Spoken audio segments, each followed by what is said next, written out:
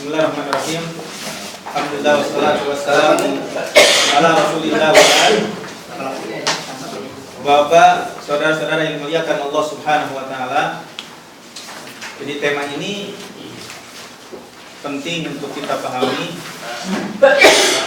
Ya, mengungkap tipu daya syaitan yang menyungkurkan manusia pada kekufuran dan kesyirikan. Ya, tipu daya syaitan itu banyak sekali. Di antaranya sudah kita sebutkan bahwasanya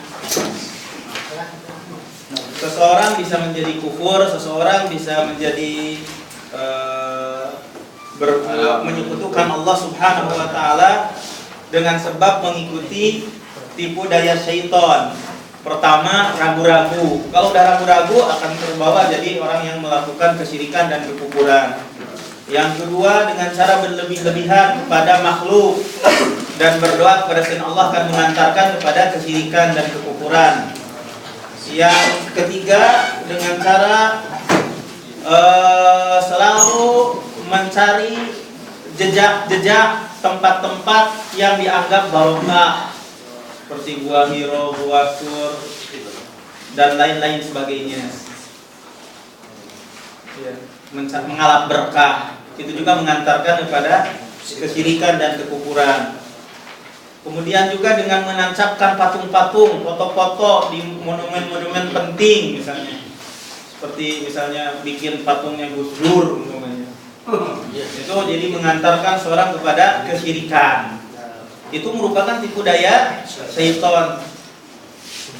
Bagaimana yang terjadi pada zaman Nabi Nuh alaihissalam. Sehingga akhirnya menyembah berhala tersebut, patung tersebut, mengarah itu tipu daya syaitan. Menganggap baik awal pertama, akhirnya jadi disembah patung tersebut. Nah, yang kelima di antara tipu daya syaitan yang mengantarkan manusia kepada kekufuran dan kesyirikan itu adalah at-tahlil wat tahrim wal qaul 'ala Allah bighairi ilmin. Menghalalkan apa yang diharamkan oleh Allah atau mengharamkan apa yang dihalalkan oleh Allah. Nah, ini bisa mengantarkan kepada kekufuran, kepada kesyirikan, dan juga berkata terhadap Allah tanpa dasar ilmu. Ini bisa mengantarkan kepada kesyirikan dan kekufuran, dan ini merupakan tipu daya syaitan. Oleh karena itu, di antara fenomena yang terjadi pada zaman sekarang ini, menjadikan undang-undang yang dibuat oleh manusia untuk mengatur kehidupan manusia. Ini merupakan penghambaan kepada selain Allah. Sebagaimana dalam sebuah hadis Adi bin Hatim, semoga Allah meridhai padanya, qala, ia berkata, ataitu Rasulullah SAW, aku datang kepada Rasulullah SAW. Wa fi unuqi saliban min dhahabin, dalam pundakku ada salib dari emas. Faqala, ya Adi, lalu Rasulullah berkata, wahai Adi, itrah anka hadzal wasan, buang tuh berhala yang disimpan emas berupa salib yang ada di lehermu. Wa sami'tuhu yaqra'u fi surah Bara'ah, aku mendengar membaca surat Bara'ah. Nabi membaca surat Bara'ah. Ittakhadhu ahbarahum warbanahum arbaban min dunillah. Mereka telah menjadikan ulama-ulama mereka dan pendeta-pendeta mereka sesembahan selain Allah. Surat At-Taubah ayat 31. Qala, ia berkata, ama innahum lam yakunu ya'budunahum, bahwasanya mereka itu tidak menyembah mereka. Tidak sama sekali mereka itu menyembah pendeta dan ulama, tidak. Walakinnahum, akan tetapi mereka itu kanu idza ahallu lahum syai'an istahallu. Apabila mereka pendeta atau para ulama itu menghalalkan kepada mereka sesuatu, mereka juga ikut menghalalkannya. Wa idza harramu alaihim syai'an harramu. Apabila mereka pendeta dan para ulama mengharamkan sesuatu, mereka juga sama mengharamkannya. Itulah yang dimaksud dengan beribadah kepada selain Allah, beribadah kepada ulama. Apa yang seharusnya halal diharamkan oleh pendeta atau ulama, dia juga ikut. Apa kata ulama? Itu namanya beribadah kepada selain Allah. Dan sungguh Allah Subhanahu wa taala telah mencela orang-orang yang musyrikin yang menghalalkan terhadap apa yang diharamkan oleh Allah Subhanahu wa taala dalam beberapa ayat yang banyak. Di antaranya firman Allah Subhanahu wa taala, "Qad khasiral ladzina qatalu auladahum safahan bighairi ilmin wa harramu ma razaqahumullah iftira'an 'ala Allah. Qad dallu wa ma kanu muhtadin." Sungguh rugi orang-orang yang telah membunuh anak-anak mereka karena kebodohan tanpa dasar ilmu, dan mereka mengharamkan apa yang Allah karuniakan kepada mereka, mengada-ada terhadap Allah, bohong, mengatasnamakan Allah. Qad dallu, mereka telah sesat, wa ma kanu muhtadin, dan mereka tidak mendapatkan petunjuk. Ya. Banyak ayat yang menjelaskan seperti itu. Wa man lam yahkum bima anzalallah fa ulaika humul kafirun. Wa man lam yahkum bima anzalallah fa ulaika humudz zalimun. Wa man lam yahkum bima anzalallah fa ulaika humul fasiqun. Nah, di antara tipu daya syaitan yang perlu antum ketahui, di antara wali-wali syaitan itu mengatakan bahwasanya tidak ada hubungan agama dengan syariat. Dipisahkan ibadah-ibadah syariat, ibadah dan hukum itu berbeda. Jadi kalau menurut orang sekuler itu tidak, di dalam kehidupan itu tidak dibawa, tidak usah dibawa agama itu mah khusus agama itu hanya secara pribadi aja. Adapun di dalam kehidupan itu sudah ada dengan syariat, undang-undang yang ada di masyarakat. Kalau ibadahnya itu hanya cukup individu saja. Mau jadi ateis silahkan, mau orang ahli taat juga silahkan. Ini merupakan tipu daya syaitan. Jadi dipisahkan kehidupan perpolitikan dari agama. Padahal agama juga Islam itu sudah paripurna, di situ ada segala-galanya dan cocok bagi setiap waktu dan tempat. Nah, di antara tipu daya syaitan itu berupaya untuk memutuskan hubungan dengan salaf kita yang soleh. Itu salaf kita yang soleh itu cocok untuk di Arab saja, cocok itu untuk orang Baduy. Mereka diputuskan dulu hubungannya dengan yang seharusnya kita itu yang jadi filter di dalam agama itu mereka kan, sahabat Qurun al-Mufaddalah, diputus dulu, diejek-ejek dulu tuh sahabat. Ya seperti itu. Itu diantara tipu daya syaitan. Oleh karena itu, bahwasanya apa yang dilakukan oleh Rasulullah itu hanya untuk orang Arab saja, untuk orang Baduy saja. Sekarang mah tidak cocok dengan zaman modern ini. Padahal kita tidak begitu. Bahwasanya Islam itu salihun likulli zamanin wa makan. Islam itu adalah saleh, bisa dipakai untuk kemaslahatan manusia, ya, dengan turunnya agama itu bagi setiap waktu dan tempat. Maka untuk kembali lagi jaya seperti zaman dahulu, kembalilah kita kepada agama Islam yang orisinil. Begitu. Oleh karena itu, yang melebihkan undang-undang atau yang daripada ajaran agama Islam, dia lebih mengutamakan aturan selain Islam, disebutkan oleh Imam Muhammad bin Abdul Wahhab di antara pembatal keislaman. yang keempat di antara pembatal keislaman itu adalah mani taqada anna hadiyan Nabi SAW akmal min hadihi.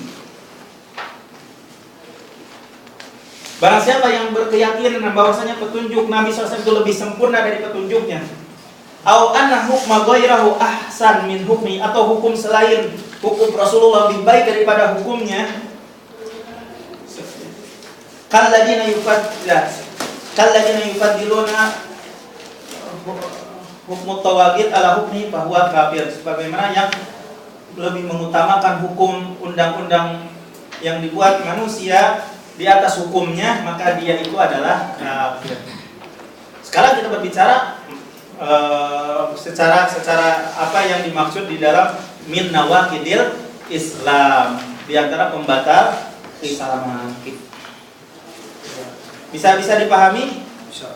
Nah, at-tahlil wa tahrim. Jadi menghalalkan apa yang diharamkan, mengharamkan apa yang dihalalkan oleh Allah, mengharamkan apa yang dihalalkan. Itu namanya beribadah kepada selain Allah. Itu mengantarkan kepada kekufuran kalau orang yang mengikutinya. Tapi kalau di dalam jiwa seseorang itu mengakui bahwasanya petunjuk Rasul itu lebih utama, tidak mengapa. Itu termasuk termasuk orang yang beriman. Dan di Indonesia itu tetap negara Islam karena selama ditegakkan sholat. Adapun yang radikal yang sekarang itu di pamflet disebutkan yang mengucapkan selamat Natal, yang mencabut spanduk selamat Natal itu berarti musuh Allah. Terlalu arogan. Ya kan? Kemudian yang mencabut pada waktu itu para polisi, berarti polisi itu musuh Allah. Ya kan? Tidak seperti itu yang dimaksud. Islam tidak mengajarkan seperti itu. Ada adab dan etika.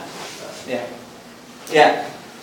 Oleh karena itu Al-Imam Ibnu Taimiyah mengatakan wa ma'lumun bil ittirari min dinil muslimin wa ittifaqi jami'il muslimin anna man sawwaga ittiba ghaira dinil Islam atau ittiba syariah ghairi syariati Muhammadin sallallahu alaihi wasallam fahuwa kafir.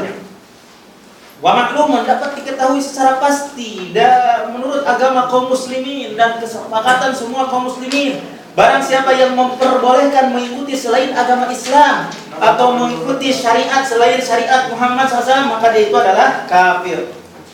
Enggak ada. Ya. Ibnu Taimiyah mengatakan, kullu ta'ifatin kharajat an syari'atin min syara'il Islam, setiap kelompok yang keluar dari syariat di antara syariat-syariat Islam yang zahir, yang mutawatirah, fa innahu yajibu qitaluha, wajib untuk memeranginya bittifaqi a'immatil muslimin, berdasarkan kesepakatan para ulama kaum muslimin, wa in takallamat bisyahadatain, walaupun berbicara dengan dua syahadat. Fa idza aqarru bisyahadataini wa ta'na'u 'anis salawatil khamas wajaba qitaluhum, dan seterusnya. Intinya bahwasanya menghalalkan apa yang diharamkan oleh Allah, ya kan? Mengharamkan apa yang dihalalkan oleh Allah atau menghalalkan apa yang diharamkan oleh Allah, mengharamkan apa yang dihalalkan oleh Allah dan menghalalkan apa yang diharamkan oleh Allah itu mengantarkan kepada kekufuran. Para ulama berbeda pandangan, ada kufrun duna kufrin dan lain sebagainya. Kalau dengan syahwat berarti maksiat, berarti kufur duna kufrin. Dan ini yang kadang-kala terjadi sehingga banyak orang yang mengkafirkan pemerintah yang tidak berhukum dengan hukum Islam. Tapi kita dalam beberapa hadis tidak sampai serampangan saja untuk mengkufurkan suatu negara yang di situ ditegakkan sholat. Ya, seperti itu. Jangan sampai antum pahami, karena kadang-kadang pemahaman juga berbeda-beda sehingga akhirnya kitabnya sama yang dibaca, tapi dalam memahaminya kadang-kala berbeda. Harus menurut Ahlus Sunnah wal Jamaah itu harus digabungkan tentang ayat, ada ayat ancaman, ada ayat janji, digabungkan jadi sineger tengah-tengah. Itulah Ahlus Sunnah wal Jamaah. Tetap juga kita mengatakan suatu kesalahan yang belum berhukum dengan hukum ini, tapi jangan sampai mengkafirkan, tapi mendidik diri kita untuk berhukum dengan hukum Islam, tarbiyah dengan tarbiyah yang baik, betul nggak? Bagaimana menurut antum? Bagaimana, sepakat nggak? Sepakat. Atau ada yang mau bertanya atau ngoreksi apa yang saya katakan? Faris. Kemudian yang mengantarkan kepada kekufuran itu adalah al-qaul 'ala Allah bi ghairi ilmin. Berkata terhadap Allah tanpa dasar ilmu. Qul innama harrama rabbiyal fawahisha ma zahara minha wa ma batana wal isma wal baghya bi ghairil haqq wa an tusyriku billahi ma lam yunazzil bihi sultana wa an taqulu 'ala Allahi ma la ta'lamun. Katakanlah oleh Muhammad, sesungguhnya Rabbku telah mengharamkan kekejian, apa yang nampak dan apa yang tersembunyi, dan mengharamkan dosa dan baghi itu melewati batas, bighairil haq, tanpa kebenaran. Dan Allah pun mengharamkan antusyriku billah, menyekutukan Allah, malam yunazzil bi sultan, apa yang tidak diturunkan dengannya dari Allah Subhanahu wa taala. Wa antaqulu 'ala Allah ma la ta'lamun, dan Allah pun mengharamkan kamu berkata terhadap Allah apa yang tidak kamu ketahui. Termasuk yang diharamkan itu adalah berkata terhadap Allah tanpa Anda mengetahui ilmunya. Itu yang bahaya. Nah, pada zaman sekarang ini banyak yang populer di kalangan ustadz, gentong kosong bunyinya nyaring. Mereka itu kosong dari keilmuan syar'i, sudah banyak berfatwa.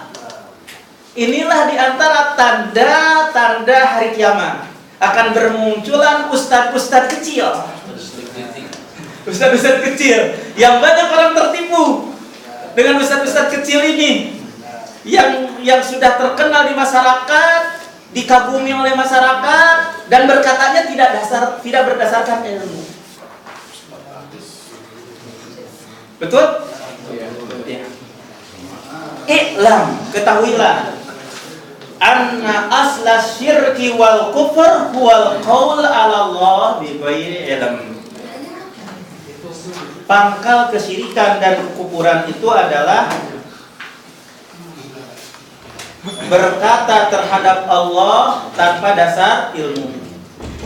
Fa innal musyrik yaz'am anna man ittakhadhahu ma'budan min dunillah yuqarribuhu ila Allah. Maka sesungguhnya orang musyrik mengaku bahwasanya orang yang dijadikannya sesembahan selain Allah, yuqarribuhu ila Allah, bisa mendekatkan kepada Allah sebagai pelantara. Fa kullu musyrikin qa'il 'ala Allah bila ilmin, setiap musyrik mengatakan terhadap Allah tanpa dasar ilmu. Dunal akas, tanpa sebaliknya. Idil qaul 'ala Allah bila ilm, perkataan terhadap Allah tanpa ilmu qad yatadammanu ta'til wal ibtida' fi dinillah, terkandung peniadaan dan mengada-ada dalam agama Allah. Fa huwa a'ammu minasy-syirk, maka berkata terhadap Allah tanpa dasar ilmu itu lebih umum daripada kesyirikan. Wasyirk fardun min afradihi, cabang dari berkata dari berkata tanpa dasar ilmu. Oleh karena itu, yang berkata terhadap Allah tanpa dasar ilmu sebab kesesatan umat pada akhir zaman. Sebagaimana dalam sebuah hadis Abdullah bin Amr, semoga Allah meridhai pada keduanya, dia berkata, telah bersabda Rasulullah SAW, Innallaha la yaqbidul ilmu intiza'an minan nas. Allah Subhanahu wa taala tidak mencabut ilmu dengan dicabutnya dari manusia langsung. Walakin yaqbidul ilm biqabdil ulama, akan tetapi mencabut ilmu itu dengan dicabutnya para ulama. Hatta idza lam yabqa aliman, sehingga apabila tidak menyisa orang yang pandai, yang berilmu, ittakhadzan nas ru'usan juhalan, manusia menjadikan pemimpin-pemimpin ulama-ulama yang bodoh. Fasu'ilu, lalu mereka itu ditanya, fa'aftau bi ghairi ilmin, lalu mereka berfatwa tanpa dasar ilmu. Fadhallu, mereka sesat, wa adallu, dan menyesatkan.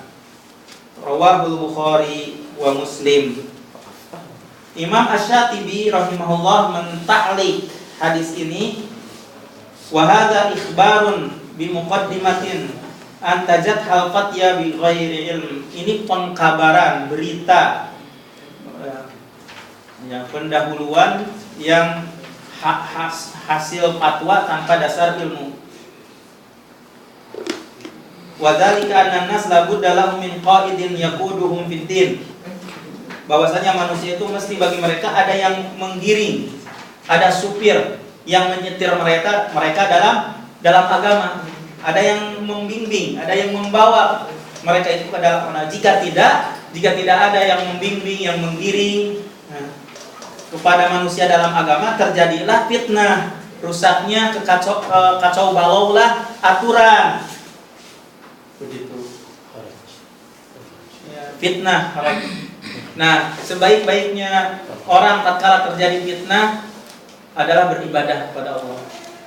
Kalau kita beribadah waktu di zaman fitnah itu seperti hijrah kepada Allah dan kepada Rasulnya.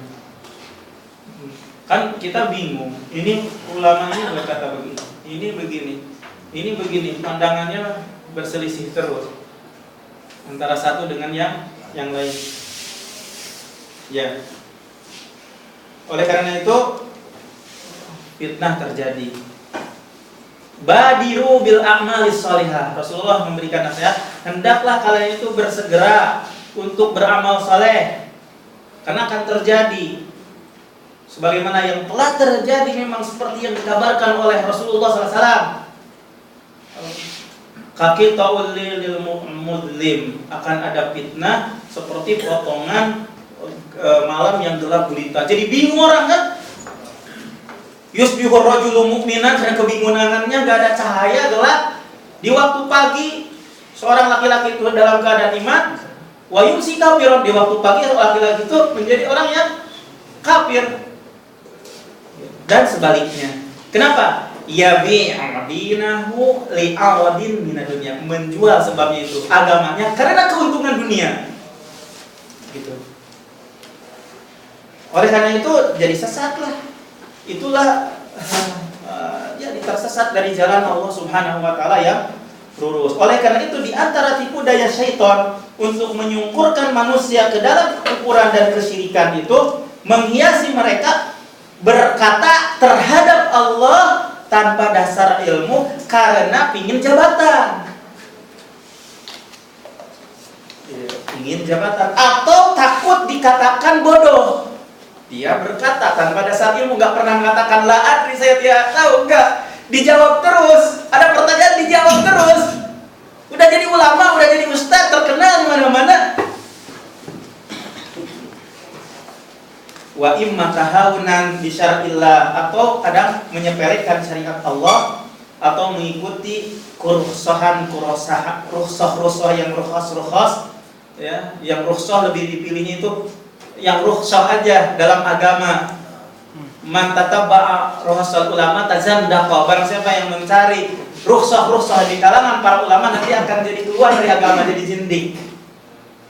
Memilihnya itu yang rukhsah aja terus. Wastihsanan fi dinillah, dan menganggap baik dalam agama Allah, malam yasra' bi hujjatin anna an-nasa bihajatin wa annahu la yunafi usuluddin, dan seterusnya.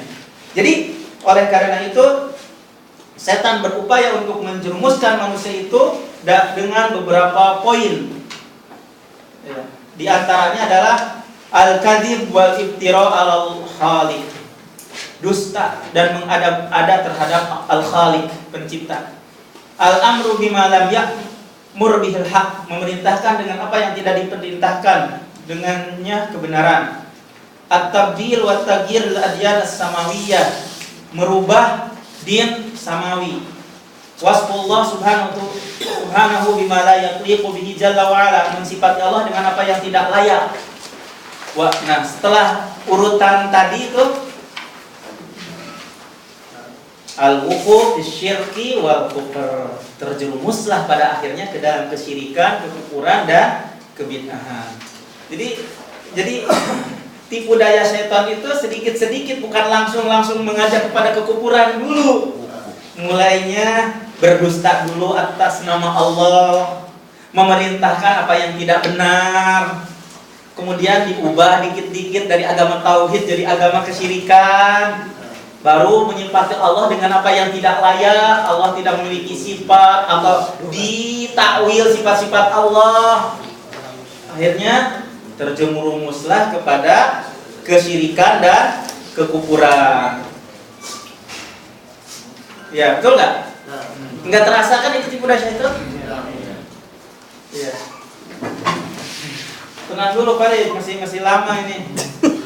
Hah? Tenang dulu. Farid mau pulang duluan. Iya. Orang dianterin Farid saja ke Mekah. Farid sendiri aja ya. Pakai taksi ya. Iya. Yang keenam, terusin atau gimana nih? Lanjut. Satu lagi aja. Nanti ada sihir dan perdukunan nanti nih. Yang keenam. Pembahasan ini seru kan? Seru. Kayak film aja seru.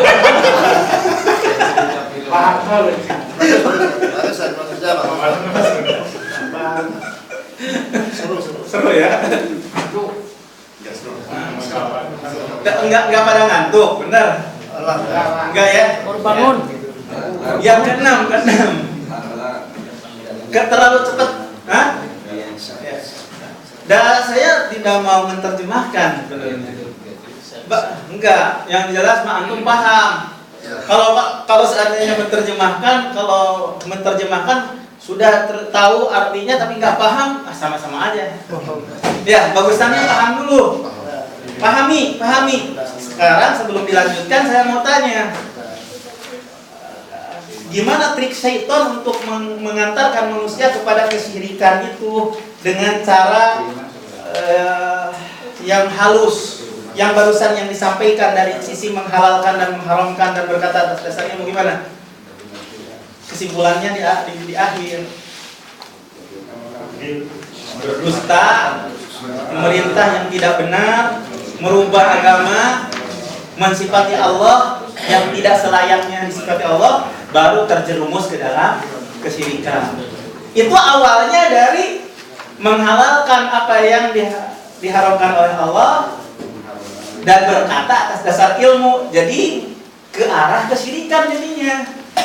Karena ulama yang bodoh yang dijadikan pemimpin, terus banyak orang yang ta'assub dan fanatik kepada ulama yang sudah berkata tanpa dasar ilmu, malah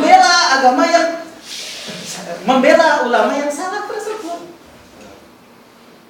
Dan ini adalah pintu masuknya syaitan. Itu masuk syaitan itu masuk ke dalam hati itu dengan cara fanatik. Itu terhalang untuk mendapatkan hidayah kalau seseorang itu sudah fanatik. Tapi kalau membuka diri, banyak tanya, insya Allah pintu hidayah akan terbuka. Oleh karena itu sebagian ulama salaf mengatakan ma'usiyallahu bidzambin aqbah minal jahal. Tidaklah dimaksiati Allah Subhanahu wa taala itu dengan dosa ya yang lebih jelek daripada kebodohan. Imam Sahal pernah ditanya ayu syai'in akbar minal jahal, perkara apakah yang lebih jelek daripada kebodohan? Al-jahlu bil jahli, tidak tahu dengan kebodohan dirinya. Kalau orang sudah tidak tahu dengan kebodohan dirinya, tidak mau mencari ilmu, menutup semua ilmu yang luas. Betul? Benar. Ya. Iya kan? Ya udah, kembali lagi, sudah agak atau terlalu kencang bicaranya? Iya. Kurang kencang. Ya. Yang keenam,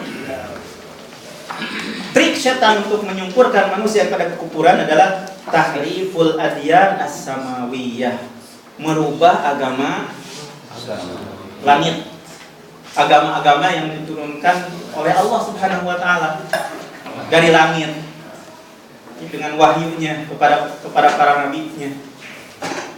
Oleh karena itu iblis berupaya memalingkan manusia dari mengibadahi Allah, terutama apa yang mereka miliki dari kitab-kitab yang diturunkan dari langit seperti Zabur, Taurat, Injil, diubah.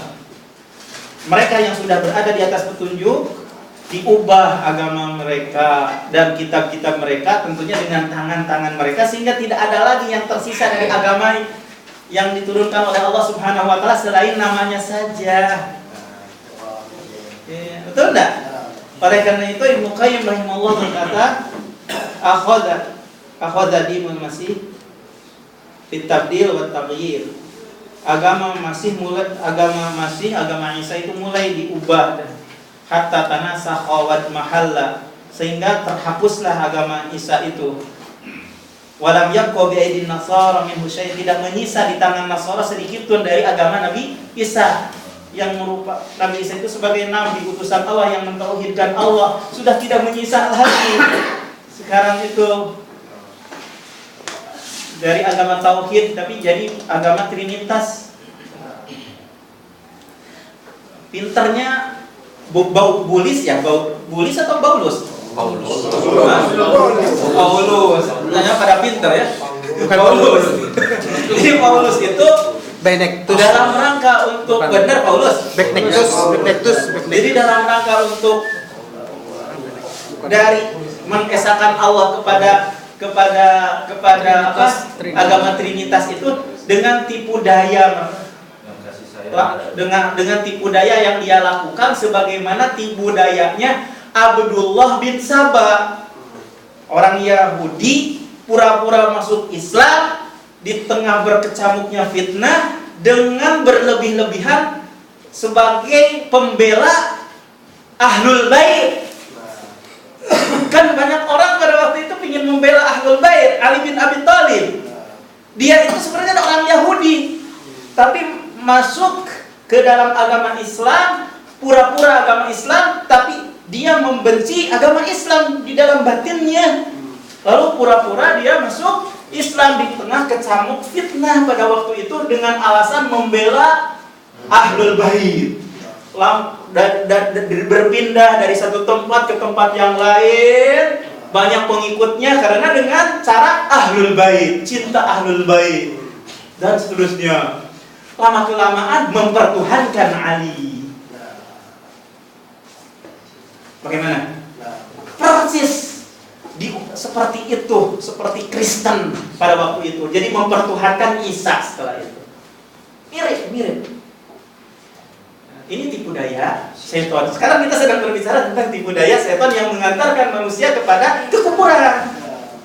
Jadi iblis mengajak ahlul kitab, pertama ta'tilul khaliq, meniadakan khaliq, meniadakan pencipta, wal ghulu fil makhluk, berlebih-lebihan mengangkat makhluk jadi derajat Tuhan, hatta ja'aluhu syarikan, sehingga menjadikan makhluk itu sebagai sekutu, wattikhadul kubur masajid, dan menjadikan kuburan itu sebagai masjid-masjid. Itu pertama.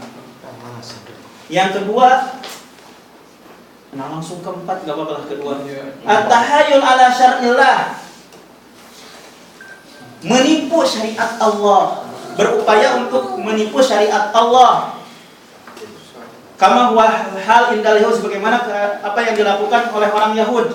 Fakullama harrama Allah alaihim syai'an tahayalu ala aqlihi wa wastihlahi. Maka tatkala Allah mengharamkan sesuatu, dia berupaya menipu untuk memakannya dan menghalalkan apa yang diharamkan oleh Allah. Di mana Allah mengharamkan untuk berburu pada hari Sabtu, dia berupaya menipu Allah untuk bisa memegang ikan tersebut pada hari Ahad dengan cara melempar ke lautan jaring untuk bisa mengambil ikan-ikan. Nah, tatkala Allah mengharamkan lemak-lemak, mereka mencairkan lemak itu, lalu mereka menjualnya, lalu mereka memakan harganya. Begitu orang Yahudi terkenal paling licik, makanya Syiah itu adalah dari Yahudi. Agama yang paling licik, dan Syiah itu bukan agama Islam. Licik dari Yahudi itu Abdullah bin Saba itu yang pertama kali mengajak manusia untuk mencintai ahlul bait, tapi dalam rangka untuk menipu manusia. Yang ketiga, membunuh para nabi dan para utusan yang membawa petunjuk dan cahaya, dan mereka menjadikan pendeta atau ulama dan pendeta sekutu selain Allah. Itu trik-trik setan. 1, 2, 3. Nah, 3 poin. Hah? Ya nomornya keliru. Iya, nggak apa-apa. Kadang-kadang suka terjadi begitu, ya kan? Jadi nomor yang pas nomor 2 berarti. Iya, langsung 1, 2, 3, ada 3 aja. 3. Iya, Ganti aja. langsung diubah. Lalu jadi iblis itu dalam rangka untuk menjerumuskan manusia pada kekufuran itu dengan berbagai macam cara dan penipuan. Di antaranya juga suatu perkara yang di luar kebiasaan disangka oleh mereka itu mukjizat, padahal itu adalah dari syaitan atau sihir sebenarnya, tapi dianggap itu mukjizat. Jadi dibawa kepada kekufuran dengan cara suatu perkara yang di luar kebiasaan manusia, yang sakti mandraguna kan gitu ya. Kemudian memberitahukan kabar-kabar yang diceritakan dengan prasangka, dengan anggapan bahwasanya itu adalah sahih padahal dusta. Kemudian berupaya setan menjelma dengan bentuk orang-orang yang soleh, kadangkala dengan bentuk atau menjelma Nabi Isa, kadangkala menjelma yang lainnya, ya, padahal itu syaitan. Lalu mengatakan kepada seorang, ana rabbuk, saya adalah Tuhan Anda. Lalu mengajak mereka dengan urusan-urusan perkara-perkara yang menyebabkan kesesatan manusia sehingga mereka sesat dan menyekutukan Allah dan bermaksiat kepada para utusan Allah. Itu saja mungkin yang bisa disampaikan pada hari ini, mudah-mudahan bisa bermanfaat. Wassallallahu ala nabiyina Muhammad, subhanakallahumma bihamdika, asyhadu an la ilaha illa anta, astaghfiruka wa atubu ilaik. Wassalamualaikum warahmatullahi wabarakatuh.